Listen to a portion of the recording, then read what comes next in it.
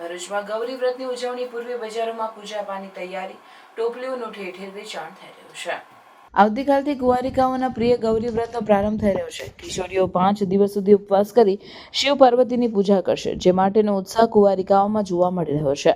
સૂકા મેવા સહિત પૂજાપા માટેની ખરીદી અંતિમ સમય સુધી ચાલી રહી હતી, જે માટે ભરૂચ શહેરમાં ગૌરી વ્રતને ધ્યાનમાં લઈ બજારમાં ભારે તેજી જોવા મળી રહી છે। વર્તમાન સમયમાં ગૌરી વ્રત માટેની તૈયાર ટોપલીઓનું પણ ઠેર ઠેર વેચાણ થઈ રહ્યું છે, જે 50 થી 80 રૂપિયાના ભાવે વેચાઈ રહી હોય ઉત્સાહભેર તેની ખરીદી કરવામાં આવી રહી હતી। મારું નામ સુરેખા પ્રજાપતિ છે।